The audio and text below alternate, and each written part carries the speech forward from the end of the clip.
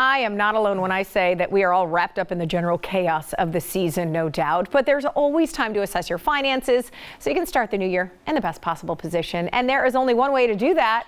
You got to make a plan. So I'm joined again by the president of Safe Harbor Retirement Group, Mr. Cory Sickles.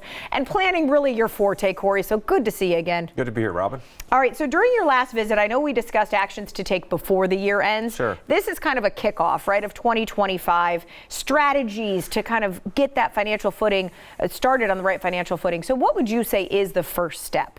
You know, the holiday season is a great time to start thinking about this because you're home. A lot, right? But really what you need to do is you need to kind of do a recap of 2024. And it's hard to believe it's already coming to an end, but it is. And find out where you spend all your money at. You know, there's going to be probably areas you did exceptionally well at. There's going to be some areas where you spent way too much. Sure. And it's just a good time to basically look at your budget, make sure you see how well you've accomplished that. It's also a good time to look at your investments too. Okay. Because we've had a really exceptional year in 2024, and you just need to make sure that you're not overexposed, because naturally if the market goes up, your stocks go up, which means now you have a little bit more at risk. Okay. When you take stock of everything then, Cory, say you sit down, you look at where you went, where you're going, is that a good time then to set new goals? Are we looking ahead then to the end of 2025, for example? It's a good time to set goals. You know, you want short-term and long-term. Short-term might be saving for vacation, or maybe you're saving for some other type of appliance or whatever you're trying to do. Because the one thing you don't want to do is you don't want to go on vacation and use a credit card, right? So you want to be able to use the cash that you saved. So, you're going to have some obviously short term, but you're also going to have long term goals. Maybe you have to save for education for your kids, or you have to definitely want to save for retirement. The most difficult part is to be able to have all these other expenses. You might have student loans. You might want to be saving for college, but you can't forget about yourself and your retirement. You got to somehow save for that as well. Right, because the unfortunate problem is so many Americans are really straddled with debt. They are. And so how do we tackle that? If that is something we're heading into the new year with, kind of weighing on us, how do we tackle it? You know, one thing I'd always say is it's good to get advice.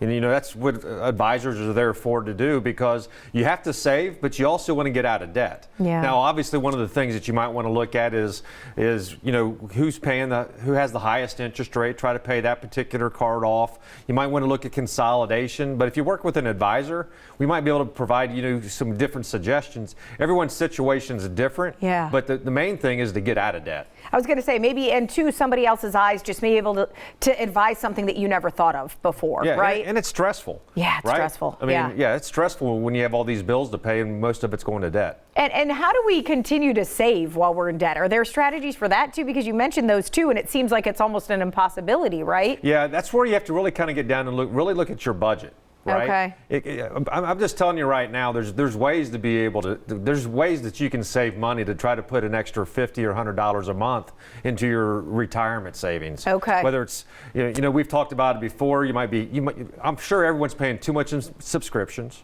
Yeah. Right? We're probably spending too much money on coffee and other things that you actually do. Yeah. And if you tighten it up a little bit, you can save a little bit more. Absolutely. And I think the other thing that we've talked about this before, but the importance of an emergency fund. Yep. And when you talk about saving, maybe that's the goal, right? Is to kind of, boost that up so that you're not so nervous if something happens. That's exactly right. I mean, worst case, you want to have 3 months of whatever your bills are in an emergency fund.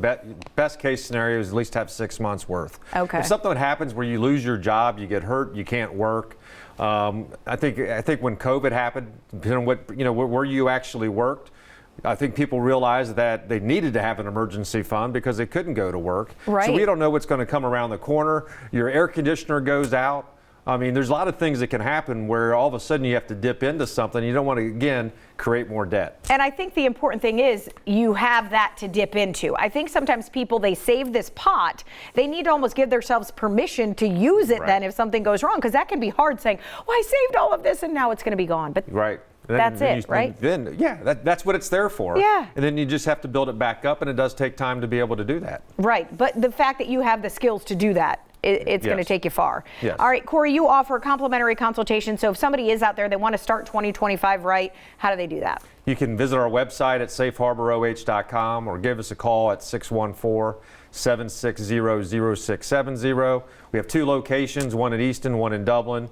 We can also do a Zoom meeting if you prefer to do that as well. All meetings are complimentary and there's no financial obligation. All right, great time too always to get just a second set of eyes on what you're doing, where you're going, and start the new year off right. So That's Cory, right. thank you. Thank you, Robin.